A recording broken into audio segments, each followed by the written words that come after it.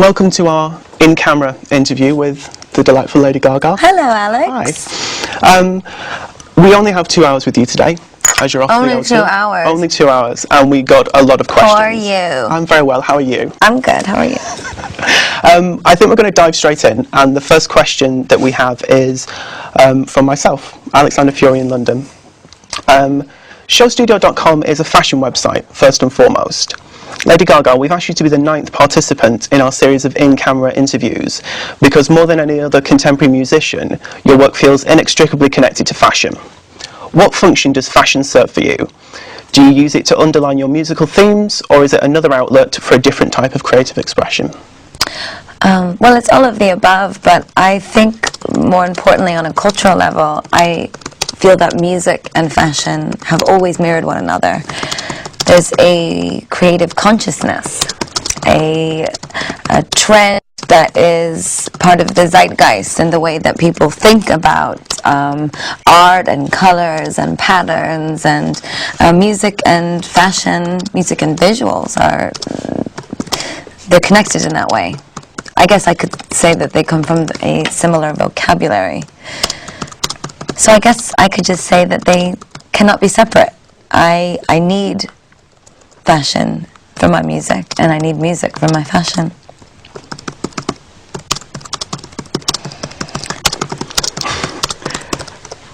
Oh, well, You're a very fast typer. thank you. I'm going to read it back to you and just make sure that I've got the gist of it, and if there's anything that Oh, no, I've you don't missed. have to read it Okay. back. No, I trust you. Let's go.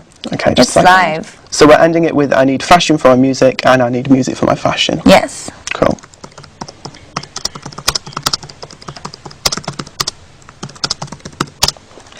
Okay.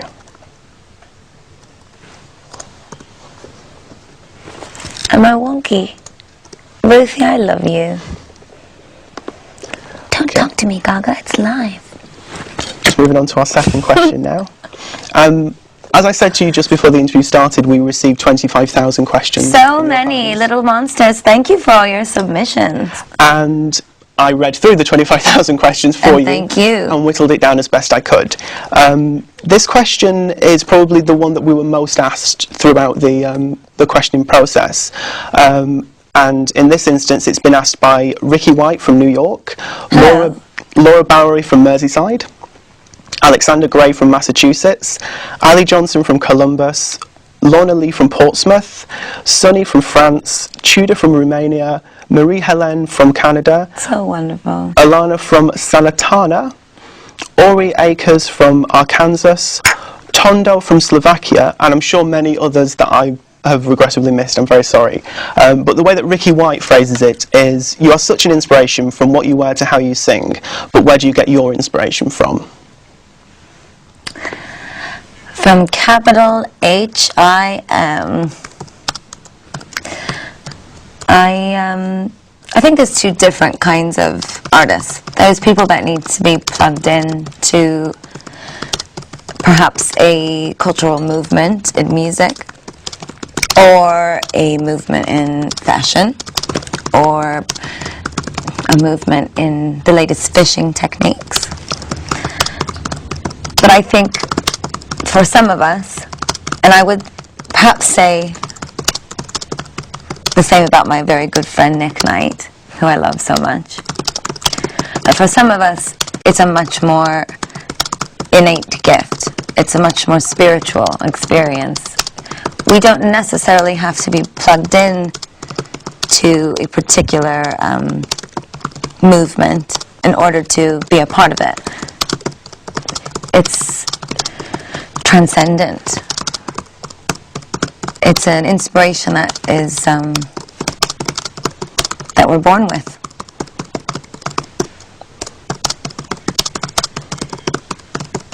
And to be perfectly honest, I would say right now my biggest inspiration is my fans. I feel like they subconsciously transmit all of their freedom and their love and their joy into me through the show, through my communication with them. It's almost like we have our own little spiritual connection that's completely separate from anything else.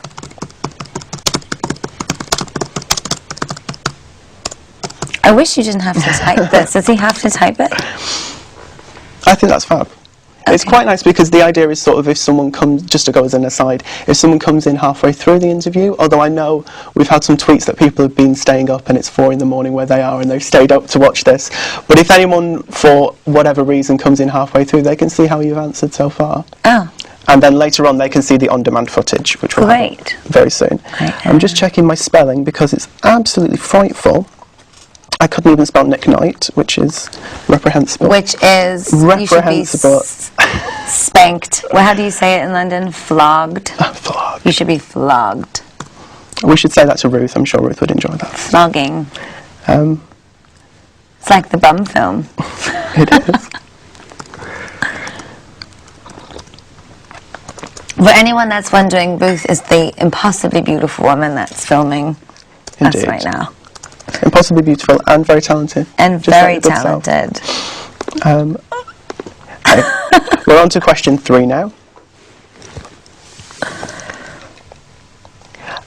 Question 3 is from Midheeb Nick Nuardhit, I hope I've pronounced that correctly, who's in Ireland. Did Rainer Maria Rilke's theory that artists should not accept criticism help you stay determined when you were starting out?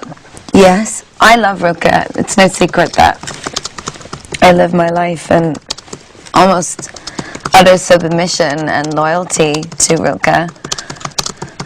I think it's important to be able to be objective about your own work, and I also think it's important, what I've learned through my love of Warhol, also to empower the people around you to feed your creativity. Criticism can be wonderful if you have a very strong sense about what you're creating. If you have an incessant need for validation from an outside place that is not yourself, that's when criticism can be not just detrimental, but completely life-changing to your work. You don't want the world to dictate what you create. You want to be a fuse, a funnel. It has to always come from you. So yes, in short, I don't give a fuck what anybody thinks. Except for Nick Knight. Nick Knight is God.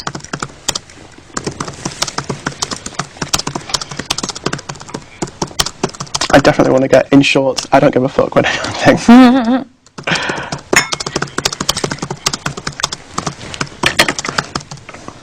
And it kind of answers our next question, I think.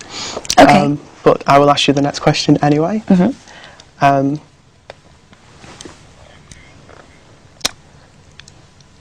next question is from Jessica Hebert in Lafayette, and also from Heather Hunter in Virginia.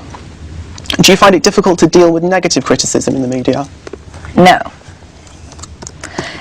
It can always be personal, because my work is personal. But you have to so truthfully believe in yourself and what you're doing, and you have to almost refuse criticism and negativity like a bad heart. The wrong organ was given to you during a transplant. You've got to reject it. You must reject it. It's a lovely analogy. I like morbid surgical analogies.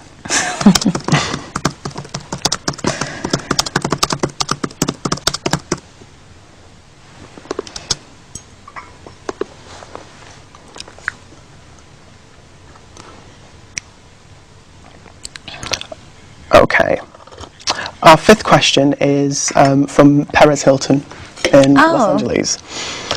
Your Little Monsters know that when you began your career in New York City, the music you were making and playing was sonically very different from the music you make now. What was the shift for you? Why did you decide to start making dance music?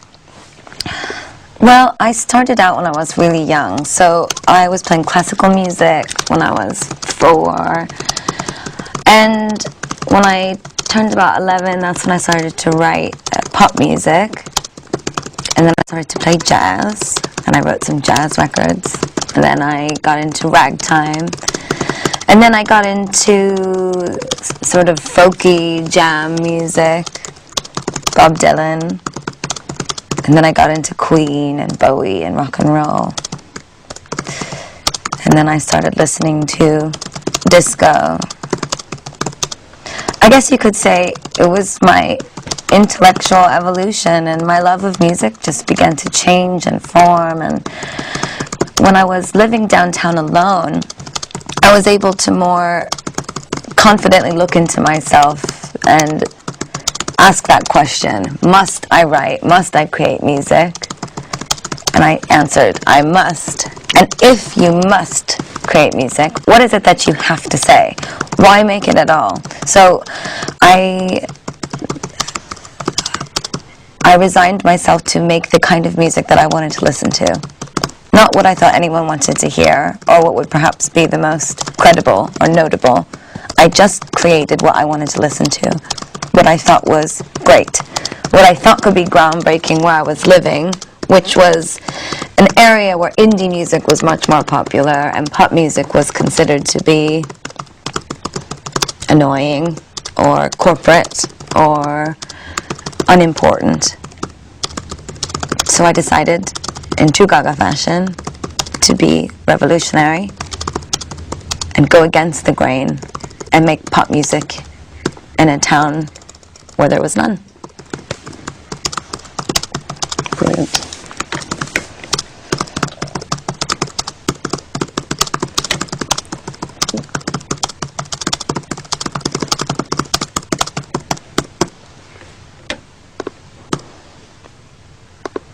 Hi everyone. I love you. I'm glad you can fill this I wish little I gap. could see all of you. It's not fair. This lovely window. You have a lovely window. I don't get to see all of you. It's not fair. Okay. Just bringing up our 6th question now. We need to build little teeny tiny monster satellites.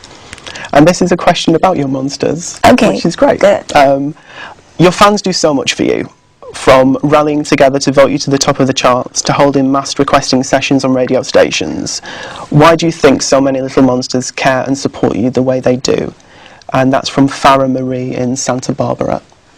You know, I don't know. I feel so blessed. It's so unexplainable, the love that I feel from my fans and how they treat me. All of the videos that they create and the lovely notes and the artwork. I mean, just the other day I spent a few hours just reading through all this fan mail that was sent to me and sending back autographs and looking at all the artwork. And I sit with House of Gaga and people that I work with in the crew, and we all rave about how talented and lovely my fans are. I guess all I would say is I think love is it's a symbiotic thing, especially when it's real. So perhaps it's just very real, and I put love into my fans and they put love into me, and we just continue to give love back and forth to each other forever.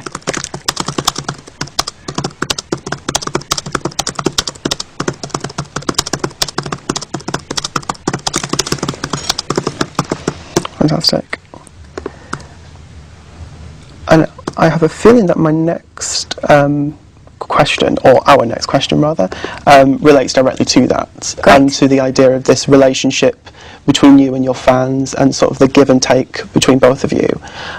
This is by Vikram Alexi Kansara in New York, and his question is: traditionally pop stars engage in one-way communication with their fans, but your relationship with your little monsters is more like a digital conversation.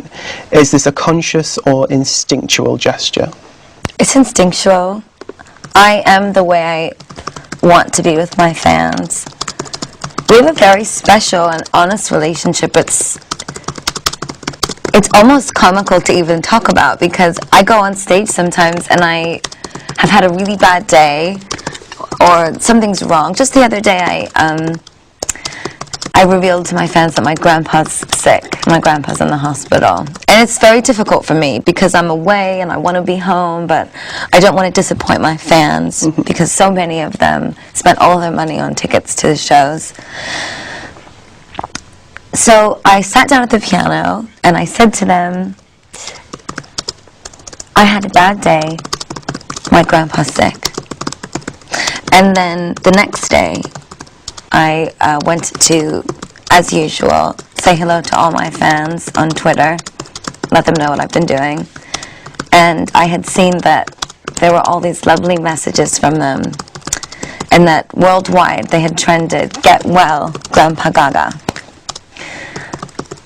That has nothing to do with my music, or my clothes, or making an album #1 or a song #1. That's just pure friendship. My new album that I'm creating, which is finished pretty much, was written with this new instinctual energy that I've developed getting to know my fans. They protect me, so it's now my destiny to protect them.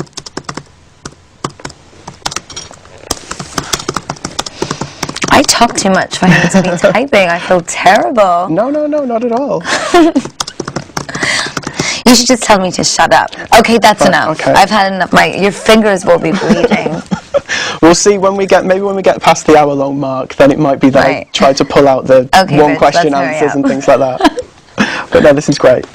Okay, I'm just going to double check. So you're typing and sending them live. Exactly. This is uploaded fabulous. live onto the website. So I'm just going to try and... So advanced. Just making sure that we've got everything done. I did want to get in the thing about your grandpa and the Twitter, because I think it's interesting how much you use Twitter as well. That idea of... Well, I actually think it's part of why, you don't have to write all of this, but part of why Twitter is so great is because, for me, you can build trust with your fans if you use it for the right reasons. People that argue on Twitter or are just using it as a celebrity networking device, it's boring, and it has nothing to do with your fans or your vocational purpose. I use the internet. I've embraced the internet in a pop cultural kind of way. I think about what would a pop artist have done in the 70s or the 80s if the internet was what it is today, and they would have embraced it. Warhol would have, he would have done something beyond what I do and what we all do with the internet, because, or I could liken it to what Nick Knight does with the internet, because it is so powerful, because it can reach so many people. Even previewing music videos and things, I can use the television, but the truth is that the internet is more powerful because it gives other people the platform to have a voice. You can comment, you can chat with other people that are watching the same videos that you're watching. You can make friends on the internet, safely make friends. But I guess my point is,